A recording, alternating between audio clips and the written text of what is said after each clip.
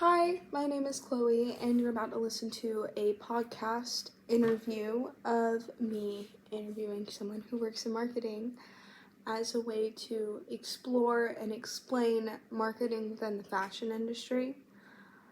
I came across an ad a couple of weeks ago, and I really wanted to understand why it was effective and if it was effective at all. And so I consulted with my aunt, who is the head of marketing at our local bank. Marketing is marketing, so she markets for the brand instead of marketing for like, hey, use our bank. So listen to that. So please introduce yourself and your credentials. My name is Deesha Hagwood. I am Vice President, Marketing Director, and Executive Director of the Remarkable Foundation for Oconee State Bank. How do you identify your audience when it comes to marketing? It's interesting for us because we're in community banking. So our audiences look different in different channels. Our customer audience, generally speaking, we're like heavier, older age demographics. So when we're talking to we're talking to our current customer base, we really look at what market are we talking to. So if we're talking to our legacy market, which is here in Oconee County at home, then we know what that customer base looks like for that market. It's a little older customer base that's changing. We are seeing some younger demographics, but we'll steer our language to knowing who it is we're talking to. Like we use verbiage like here at home, established, rooted, grounded. If we're talking to our audience that's in our Gwinnett market, for example, that's more of a commercial focused market. It's a little bit younger demographic. It's very commercial focused, business focused. So we use very, very different language for that. The language and how we speak to our audiences look different in email than it does on social media. Because social media, we understand we're not just talking to engaged audience like customers at the bank. We can be talking to people who are not customers, who are members of our community, or someone who's not even in our local community, but who has just decided to connect with us in that space. So it really looks different per channel, but our audience, and depending on if they're a customer or not a customer, and that's really kind of how we look at it. Okay, I love that because that's going to lead into some of the other things I'm going to ask you. How do you continually engage with that audience? How do you keep things interesting? Yeah. I'm going to say that probably over and over. It looks different for the different channels. So our social media content strategy is completely different than our email marketing strategy. Because again, email marketing are the majority of our email marketing customers are our customers, and we have sourced their email from their accounts, from their relationship with us. We do add, anybody who attends an event and we capture their email, we do add them to that. So again, social media, we have a different strategy on social media. Social media is not for selling our products and services. It's really for engaging our audiences. So in that space, we don't maybe always hit the mark on this, but we sure try. But we like to be trendy and funny and engaging and do videos, have a lot more dynamic content. Whereas emails, our content is more informative. It's a lot less. We steward the trust of our customers so that they don't feel like they're getting emails from us all the time. So we try to send fewer emails, but emails that have more clarity, more information, more succinct, value-adding information, products and services. Right. So with the focus on being trendy with social media, it's hard. It's hard for banking. It's hard. That doesn't surprise me. Yeah. But with that focus on being trendy, is there a fear that will counteract the work you've done for your pre-existing audience? Because you said that engagement's not always there, but if you were to use social media for outreach, how do you think being trendy would impact your older audience? It is actually interesting because our older audiences are some of our top fans. Really? Now, not Instagram, this mostly Facebook. We don't see a lot of that, but yeah, they're out there. Our older audiences are out on social media. Okay. And that's, I think, maybe something that the marketing industry analytics are starting to show us more and more, because we've always had this perception that, you know, older generations aren't as social media savvy, but they're out there. Do you think you mentioned there's a big difference between the personal, like, email side of things versus your social media content? Do you think that would affect brand loyalty to see different sides of outreach? Like, if anybody was, like, really ornery, would that, like, offend them? No, because our messaging is still consistent. So, like, if we're going to promote our new Save Up program, and when we send an email about it, we're going to send an email and we're going to have the details, because it's a customer. You can only use our Save Up program if you are a customer with an account. You have to have an account and a debit card in order to, you know, use your debit card and save up to your, you know, savings account or to the foundation. So when we send the email to our current customers, it's very, we're excited to introduce this new service. Here's how you would sign up for it. Here are the steps that you would take. Here's the impact it could have. It's much more succinct, detailed, and gives them the information and the steps that they need. On social media, we did a video that was a kind of a trendy video where we had a group of employees and everybody kind of came up in front of the camera and said, like, you know, one guy said, shoes. I plan to use the Save Up program to buy shoes for my kids because they're always needing new tennis shoes, you know.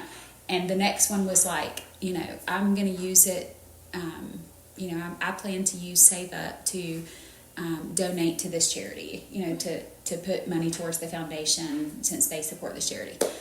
So it was a more warm, fuzzy video. It got the message across, but in a different way. This is kind of a crazy pool, and it's probably going to make you think a little bit, or at least I hope it does.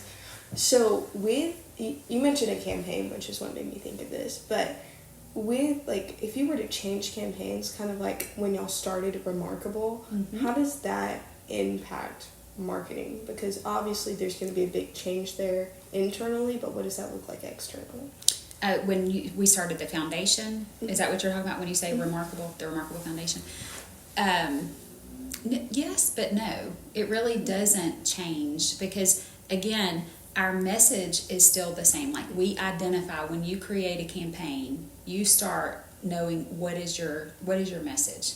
You know, you got marketing is like people, placement, product, price. You got all your P's.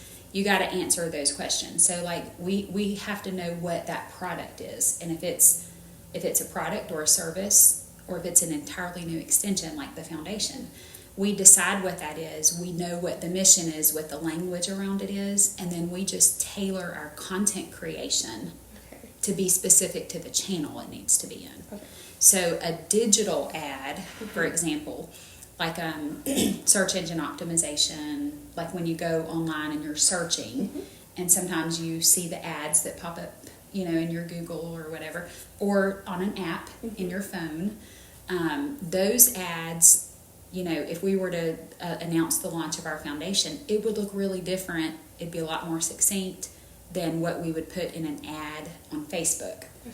And that would look different than what we would put in a post on Facebook. And that would look different than what we would put in an email to customers. But the message is all going to have the same element. You have to have the same element. That's what branding cohesion is. So if you have that branding cohesion, you can tailor, you know, you can have a video in this space, you can have an email, a PDF in this space, you can have, you know, an animated link, you know, or something in this space. And your content can be different, but your message still needs to be the same. Okay, that's very helpful in what I'm trying to get to. So you've mentioned social media a couple times already, but if you were to take, like, a big, like, primary focus on social media with kind of a transition of some kind, what would that look like through each different channel? Like, I'll use the example of when we created a new division of Oconee State Bank, and we expanded to Tennessee. Okay. So we needed to introduce that to Mhm. all of our customers, but we had to be really thoughtful about how we did that, because we didn't want our legacy brand, our legacy market, Oconee, Mhm. and all of our, people who have been with us for 66 years Mhm. to be like, oh goodness, they're changing the bank's name, Mm. and we weren't. We're not changing Oconee State Bank, so we had to be really thoughtful about how we did that. And so we did it over time. So we started with like a drip campaign. So we started, something exciting is coming soon. We're excited to share, So you kind of build up on that, and then we had a press release. Okay. That was a very clear, detailed outline of exactly what was happening.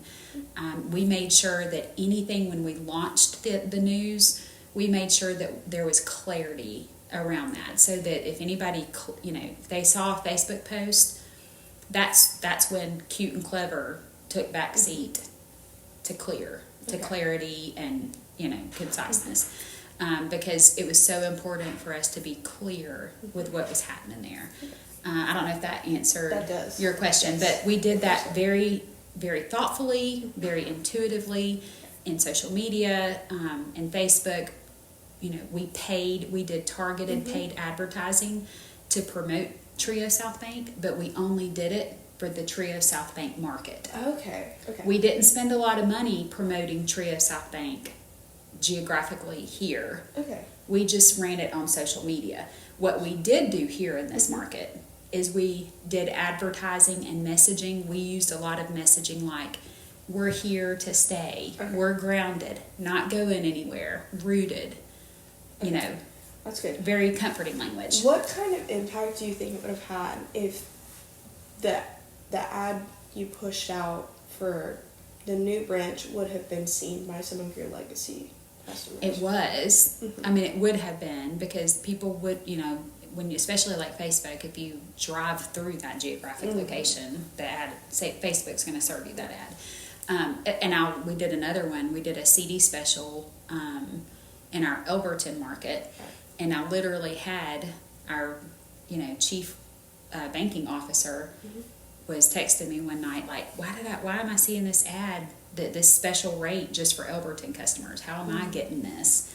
Well, I said, have you been in Elberton recently? And he was like, well, yeah, I was just there like 3 days ago. Well, that's why you delivered that ad. But what was important about the clarifying language in the ad was you had to go into the Elberton location to open it, the CD. Okay.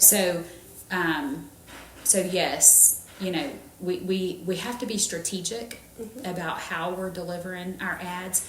But the most important part of it, again, is the clarity. And having the saying what you need to, having everything in there. If they can't see what you want them to read, have a link that says click here for full details, or having that clarity is key. Okay, that really helps with what I'm looking for. So how does an established brand shift to engage with a younger audience? I know you have you've implemented a specific program for graduating high school students, and you have outreach like that, but how does that impact the brand itself? There's a lot of opportunity that is still in front of us with that. I do think for us, for Oconee State Bank, our biggest opportunity is how we're partnering with school systems, and how we're, because we have these opportunities to get in front of students and even college students. Like we've done some collabs with UGA. And so the ability to get in front of students at those key pivotal age ranges, and the more we can get in front of them, like the junior board program that I run, it's important for me to communicate during that program the value of a community bank as a lifelong partner. Because if I can get, not even that I'm selling Oconee State Bank to the students, it's not even that I'm necessarily trying to say, hey, you need to have an account with Oconee State Bank, and you need to get your mortgage with us one day. But it's more a value of teaching them the importance of having a local bank as a partner to you, because when you need those services all along points of life, whether it's your first car, your first home, if you need money for college, if you're starting a business and you need somebody to trust you enough to let you, take that step. If when you get married, you open savings account for your kids, all of those points along the way. So much easier in life to have a financial partner that's a local bank that somebody who knows you who as a person. So the more I can get in front of those younger audiences, and us as a bank can get in front of those younger audiences and remind them of that, that's the better chance we have of moving the needle with that generation. Okay. There are obviously specific ways we can do that. We can have products and services that are that's an area of opportunity for us, I think. We don't really have a lot that are tailored specifically for student demographics or young adult demographics. And so that's an opportunity. You can have products and services, everything from, let's offer debit cards that, you could put the picture of your dog on your debit card if you want. And for some students, that's how they want to choose their bank, is whether or not they can have a picture of their dog on their debit card. So we need to make sure that we're offering those abilities. So with the steps you take as a whole, are you constantly thinking about how it's going to impact your current audience and a younger audience potentially? No, I would say that we don't do that, because attracting that younger audience is not like a key focus for us. We're actually very commercial focused. We know what that demographic looks like when we say, we want to grow our, commercial relationships. We can go and say, okay, for Oconee County, what is that demographic? What is the demographic of people who are right there, who are commercial, key business owners, key stakeholders, decision makers in businesses? We can pull those analytics. That generally is not going to be that younger student, college. It might be young adult. But because that's not an identified focus for us, I wouldn't say that many of our decisions are made with that in mind. Okay. If that makes sense. If that were to ever shift and it were to become an identified focus, hey, let's start really focusing on attracting this segment of young adults or students, then yes, we would. Okay. Let's see. How do you reach the community that surrounds your brand? So, you've talked a lot about like the legacy here in Oconee, but you've extended to several counties. So what did that look like? How did you make the decision for which county you'd be in, stuff like that? I think it's looked different for us in different seasons. But the areas and the seasons that I've had the opportunity to engage on that, what I would do is I would have actually a community strategy. There would be a strategy it was a COI strategy. So the first thing I would do is talk to each of those markets and say, okay, we're going to be moving into this market, whether we're opening a new location or maybe we're already here but we want to grow our presence. What are the centers of influence, COI? What are those key centers of influence for this community? So, for example, Oconee County, we'll just take it because this is where we know. Key centers of influence for Oconee County is the Oconee County school system, the Oconee County government, and then we have recently developed a thriving medical corridor complex. So those centers of influence for us, and it's an art community. We're an art centered community. Probably less than the others that I mentioned, but we would identify what those are, and each market that we serve, we do the same for Gwinnett, we do the same for Middle Georgia, Statesboro, Elberton. We go in and say, like Elberton, for example, the granite capital of the world. Right. And so who are those centers of influence? Well, that looked like a lot of different granite companies. Well, let's sit down and strategize. Where do they live, breathe, walk? Where are they walking in life? And we want to go show up in those spaces. Okay. I like that. So the center of influence is pretty important, just generally speaking. It should always be important. I don't know that we always, maybe recently, I don't know if we've kind of gone into it from that aspect, but it should. It should always be. So how would you go about specifically identifying a center of influence if you look at your brand as a whole instead of individual counties? I think as a whole, we have to step back and say, are we consumer focused or are we commercial focused? Those are two very different distinctions. Are we talking, working, serving, caring for people or businesses? Okay. Of course, I'm a marketing person, so people are like everything to me. Like, I'm a people person. I love people everything. So I will be the one that raises my hand and says, well, people are a part of everything. If it's a business or it's a person, it's still a person. There's still people involved. So we keep that kind of at the heart of everything, knowing that we're still talking to a person. But as we go into different markets and we look at it holistically, as a Oconee State Bank, we step back and we say, what is our area of focus? Do we need to grow checking accounts or do we need to grow commercial relationships? And if, the Gwinnett market, for example, very commercial focused. So and it's very nonprofit, it's very, saturated with nonprofits specifically. And so we go into that market and we say, we have a goal of this. We know that, to reach that goal, this is our audience. It's commercial entities, it's nonprofits. And so that's how we tailor, that strategy of how do we thoughtfully go in. So our foundation is very big in the Gwinnett market. I would say that it is the most engaged in our Gwinnett market, which is, and it's maybe not, maybe it's still, Oconee and that Oconee Athens market, but because there's so many nonprofits, we have engaged, supported, and, shown up for a lot of, that's the driving, commercial strategy for that market. That makes sense. And that sounds like something y'all would apply to like ESP here, because I know y'all do work with ESP. We do. Yeah, and I would say too, kind of going back to a question you had previously asked about what do I feel like are the ways that we can engage, with different markets.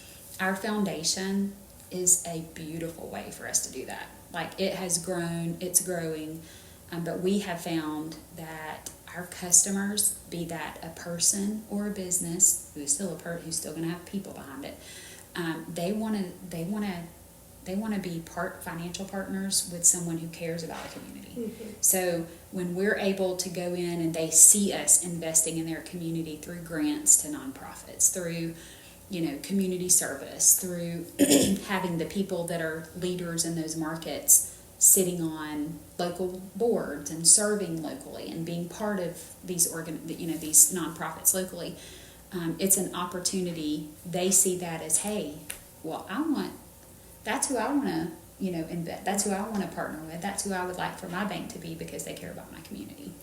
So our foundation is a really wonderful, wonderful tool for that. That's good.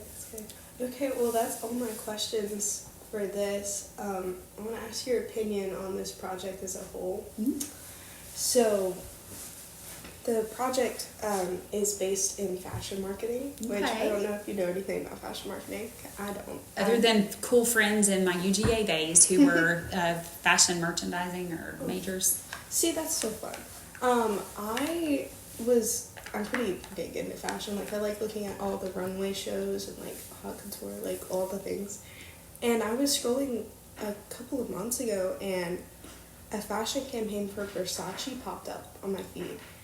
And the model wasn't wearing any clothes and was barely covered by the logo. And I was like, well, that seems like really bad clothes marketing. Risque. Exactly. And so I'm a pretty big fan of their creative director, or who I thought was their creative director at the time. So I went into it, I looked at the whole campaign. That was consistent. It was consistent that the hardly fashion any models clothes. weren't wearing clothes. Just the logo, strategically placed. I was like, why are we doing that? And see, I already see you thinking. And I can tell you. Go ahead. But so I did my research on it, and this was the first campaign under new creative direction. And so now that I'm saying it out loud, after talking to you about marketing, it's kind of clicking a little bit. But what do you think about that? Do you think that's like totally out there, or? You literally just spent 2 minutes telling me about this campaign. What other clothing campaign can you tell me about recently that you clicked on it, went in and looked at it in depth to find out more about it? There was only one. Okay, so my point being, okay, yeah, are you following me? I am. So it's counterintuitive. It could be risque depending on the audience there. You know, like it'd be an interesting choice to deliver that ad served geographically to like the Deep South, for example. You know, where there's a lot of like Christian, like that would be an interesting choice to me, versus, you know, maybe some of the more like, you know, I don't know, high profile like city, like New York City, you know, Los Angeles environments. But you know, it is brilliant, counterintuitive, and that's where the sweet spot is, I think, for marketing. I mean, it's like Chick-fil-A. Who would have thought? What is cows? What does cows have anything? That's beef, right? Chick-fil-A, did they sell anything beef? Sure Nothing beef. So it makes you stop and think. So that's what that campaign did, and obviously it worked. It worked because we've spent 5 minutes talking about that campaign. You know the name. You now know more about that campaign than maybe any other campaign recently. You clicked on it because you were like, ooh, this is interesting, and I don't know that, you know, and now you know about the campaign. You know that it's under new creative direction. That's the goal. You're talking about it. That's awesome. You're talking about it. You're seeing it. I didn't even realize I fell for it. That's awesome. But now I remember clicking on it and being like, what in the world are they doing? It wasn't a positive reaction by any means, and I guess that's not what they needed from me. But there's like, I'm in a very like niche aspect of the fashion like fandom, and whenever we look at campaigns and stuff, we're looking at clothes from like a philosophy and art perspective, because that's what fashion started as. So seeing something where it's like there are no clothes was so almost offensive. And so I still don't get the campaign, but now I understand from a marketing perspective why it was effective. Because when you're marketing to people, you know, what is your goal with that campaign? Is your goal, obviously the end goal is for more people. No, I'm going to go back. For Versace, I would not be surprised if they have two pretty similarly even goals, one of which is let's make this much revenue in our, you know, but another goal is entirely let's elevate our brand so that it is like the pinnacle of the industry, of the fashion. It's the fashion icon of the industry. And so it could be that their goal in serving an ad like that in the Deep South, where it would be offensive to some people, may not be because or even to geographic audiences who maybe can or can't afford Versace. You know, I love that you even haute couture. Most of us don't even know how to say those words correctly anyway. But you know, it could be that like, you know, the goal of that ad could very well be to just elevate and everybody keep them at the pinnacle. And so, what was their goal in that ad? Because they want to be front of mind when people say, ooh, what are the most iconic, you know, fashion, well, serving ads that are so out there and so dramatic. An ad that is about clothing but has no clothing in it. A mission that is for a bank that doesn't have anything about banking in it. Exactly. An ad for a chicken company that it has a cow on an ad for a company that sells no beef. You know, it's that counterintuitive. It's the ways that we can drive that conversation. That's very interesting. And a little more background on that. The person who stepped down from creative direction was Donatella Versace herself. So there's Versace themselves is no longer working on the campaign. So so that was like, and I didn't even realize she stepped down until I saw that. I was like, Donatella would not do that. That was my first thought, was she would not do that. She respects it too much. So but that might be the new direction. That they're going. Wow. So I mean, I don't know without knowing, but the fact that I don't know if you were delivered the ad or if you found it because of your school or if it popped up on your... It popped up like as an ad on Instagram, but I do follow Versace. Okay. It's just interesting to me that would be the ad delivered, but again, what their goal is for that campaign, you know, to send an ad and say, I want a Chloe in the demographic. They had to make that selection in order for you to even see it. Mm-hmm. It could have been that they said, okay, I want this ad served to anybody who engages with our brand. That could have been it, anybody who follows us. But I want it delivered to anybody in this geographic area and to these ages. And so if you're in that group, they have a goal. There's a goal behind you getting that ad. And so my other concern, where this ended up taking me is I saw that, I was shocked by it. I was like, I don't understand why we're making that shift, because the other shift that sold to me was from that niche, like art and philosophy perspective, is that we're moving away from body positive culture again. Mm-hmm. And we're moving right back towards that, like, skinny is the only way you should look. Which is we had come so far. Mm-hmm. Yeah. And it's being pushed like crazy by every fashion brand, but Versace was the one that made me notice it again. Because, you know, there was nothing else on that. Kind of hard to miss. Nope, lots of skin. But I think it's very damaging. Well, it is very damaging. And we haven't been body positive since the 60s in fashion. And it obviously influences very young people, because if I was part of the target audience as a 21-year-old, I'm assuming I wasn't their baseline, like 21 to however old. I'm assuming I was like kind of in the middle. Yeah. And I think that's not good. Yeah. So, why? I love hearing you talk about it. You're lighting up when you're talking about it, which I love that. That's an element of, I just think that's so great. Well, I was wondering, like, if a brand is pushing something they know is harmful, would they do that just for clicks? Or do you think it, You mean just like 'cause it's like trending? Vanalytics? I call them vanity analytics. Vanalytics. Yes.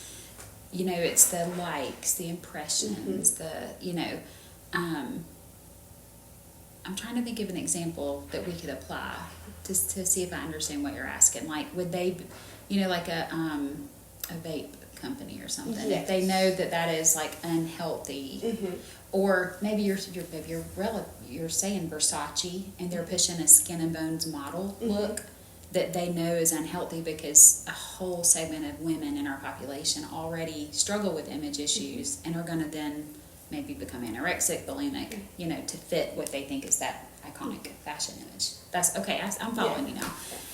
So you're saying, would they do that for clicks? Like, I don't think that.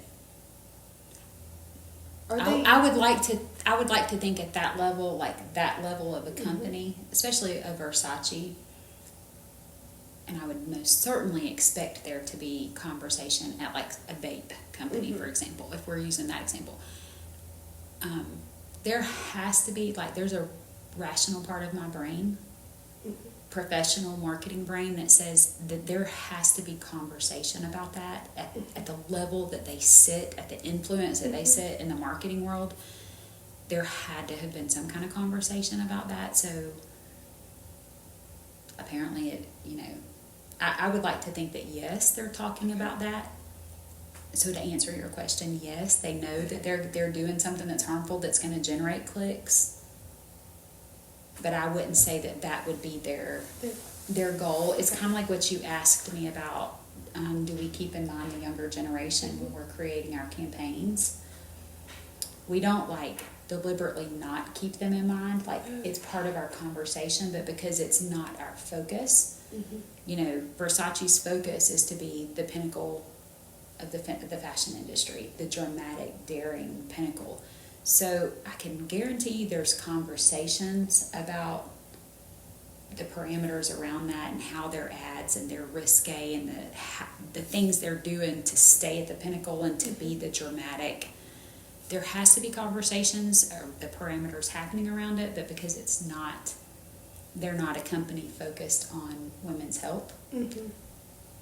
their focus is on fashion, and so they lean into whatever their strategies are going to relate to what that is. Does that makes sense? It does. And so is that right, wrong, or indifferent? We don't really know. I mean, we all have our opinion about that, but that got me thinking about like more broad, not just Versace, but like the fashion industry as a whole right now. I haven't seen a plus size campaign in a very long time. yeah, I haven't seen any plus size models on the runway within the past few years. that's so sad. And it's really messed up because the way they look at it is if you're not a 0 or 2, which is called straight size, if you're above a 2, then that is a plus size model. And it's so harmful and it's so messed up, and it actually falls back like around 1965, Twiggy. Yeah, our Twiggy Burke. Mm-hmm. Yeah. Twiggy was the first petite fashion model, and she started a trend for it. Before that, we went, as a Western society, we looked at Hellenism, so like Greek and Roman beauty standards. Which was much more voluptuous. It's very much more. Very voluptuous and full, and yeah.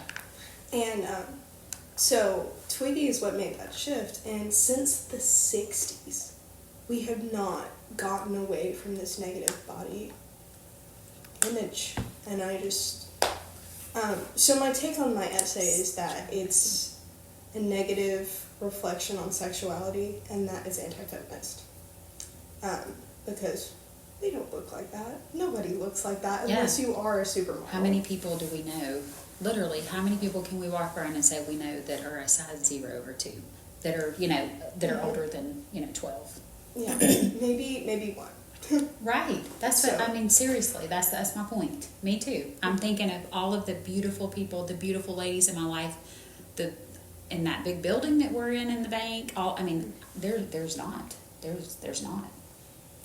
And I hate that so much, but that's what the marketing has come to. Well, makes me super thankful that I'm sitting over here in my, HELOCs and home equity line of credits and promoting, I'm over here trying to figure out how to make a checking account. I don't want to use the word sexy, but, how to make a checking account sexy to all the different whatever, and not sexy, but, I love that. Yeah. So I guess I'm going to sit over here and be thankful because you just summarized very beautifully a very deep-seated issue in the fashion industry that connects to marketing. Mm-hmm. Yeah. As much as that's a horrible note to end it on, that's all my questions. No, that's great. Okay. Well, thank you. Thank you.